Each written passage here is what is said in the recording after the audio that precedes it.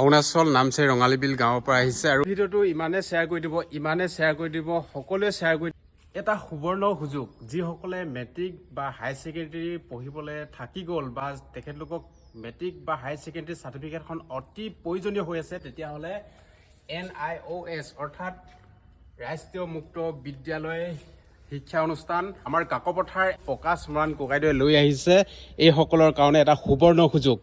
ইয়াৰ জৰিয়তে আমি যিবোৰ ল'ৰা ছোৱালী মানে আধাতে শিক্ষাবোৰ সমাপ্ত হৈছে তেওঁলোকক আগবঢ়াই নিবলৈ চেষ্টা কৰা এটা শিক্ষানুষ্ঠান। তেওঁলোকৰ বিভিন্ন ৰিজনত তেওঁলোকে নপঢ়াকৈ থাকি যায়, তেওঁৰ কেতিয়াবা বেমাৰ হৈ যায়, কিছুমানৰ মাক দেউতাকৰে হওক বা তেওঁৰ নিজৰে হওক বা আৰু কিছুমান ল'ৰা ছোৱালী স্কুলৰ পৰাও বিভিন্ন কাৰণ উলিয়াই দিয়ে। তেনেকুৱা ল'ৰা ছোৱালীবোৰ আহিছে আমাৰ ইয়াতে, মই দেখিছোঁ, লগ পাইছোঁ, ইয়াতে মানে লগ পালোঁ।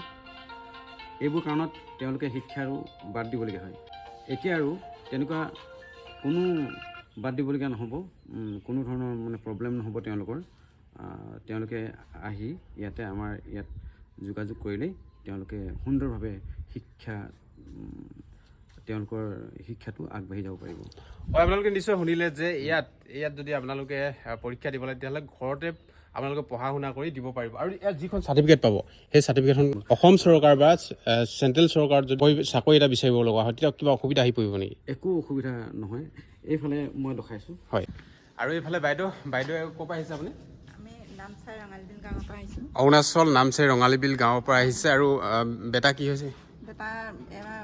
মেট্ৰিক পৰীক্ষা বেয়া কৰিলে ইয়াত দিবৰ কাৰণে আহিছে। হয়, আৰু আপোনালোকৰ সন্তানো যদি মেট্ৰিক বা হায়াৰ ছেকেণ্ডেৰী পঢ়াত বেয়া কৰিলে তেতিয়াহ'লে আপোনালোকে অতি সোনকালে ইয়ালৈ আহিব পাৰে আৰু এডমিশ্যন হৈ আছে। বাইদেউ এতিয়া অৰুণাচলৰ পৰা আহিছে আৰু ভাইটি ঠিক আছে, ভালকৈ পঢ়িবা।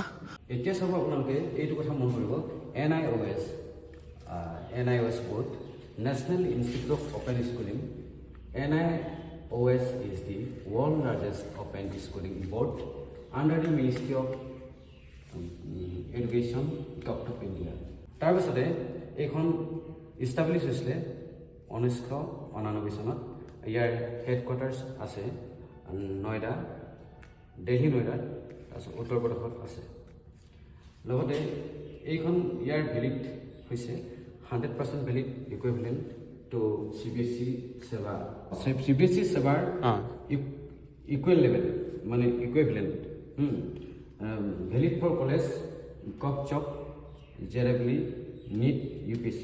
মানে কথাটো হ'ল কি, এইখন চাৰ্টিফিকেট যেতিয়া আমাৰ পৰা পাব নহয়, তেওঁলোকে যদি ছায়েন্সত পঢ়া ষ্টুডেণ্ট হয় তেতিয়াহ'লে তেওঁলোকে JEE দিব পাৰিব আৰু NEETও দিব পাৰিব, ঠিক আছে।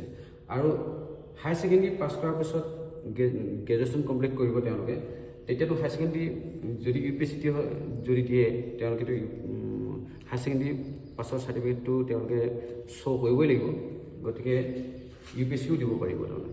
আৰু এইফালে যদি চাই এইটো আপোনালোকে দেখিছে এয়া হৈছে কোচিং চেণ্টাৰ বনাইছে আৰু ইয়াত অফলাইন অনলাইন যিহেতু দুইটা হ'ব বুলি ক'লে আৰু এইফালে কণ্টেক্ট নাম্বাৰটো আছে। আপোনালোকে অধিক জানিবৰ কাৰণে এই যোগাযোগ নাম্বাৰত আপোনালোকে যোগাযোগ কৰিব পাৰে। আপোনালোকে যোগাযোগ নাম্বাৰকেইটা স্ক্ৰীনশ্বট মাৰি লওক। আৰু কৈ দিওঁ, হয়, ইয়াৰ ষ্টুডেণ্টে এক্সামটো ক'ত দিব লাগিব? তেওঁলোকে যদি আমাৰ ইয়াত নেটত মই চাই ল'ম, এতিয়া ইতিমধ্যেতো তিনিচুকীয়াত শেষ হৈ গৈছে, গতিকে তেওঁলোকে ডিব্ৰুগড়তে দিব লাগিব। এজন ককাইদেউ, আপুনি ক'ৰ পৰা আহিছিলে? মই চাবুৱাৰ পৰা আহিছোঁ। চাবুৱাৰ পৰা আহিছে, ইয়াত এডমিশ্যন লোৱা হ'ল? ঠিক আছে ককাইদেউ, ধন্যবাদ। চাবুৱাৰ পৰা আহিছে আৰু এনেকৈ মানে অৰুণাচলৰ পৰা আহিছে, আমি সকলোবিলাক দেখুৱাই আছোঁ। বঙাইগাঁৱৰ পৰা যোগাযোগ কৰি আছে, মানে বিভিন্ন ডিষ্ট্ৰিক্টৰ পৰা যোগাযোগ কৰি আছে বৰ্তমান। হয়, ককাইদেউ এটা ভিডিঅ' বনাইছিলে আৰু সেই ভিডিঅ'টো চাই বহুত মানুহে ফোন কৰি আছে ককাইদেউৰ ওচৰত এডমিশ্যন ল'বৰ কাৰণে।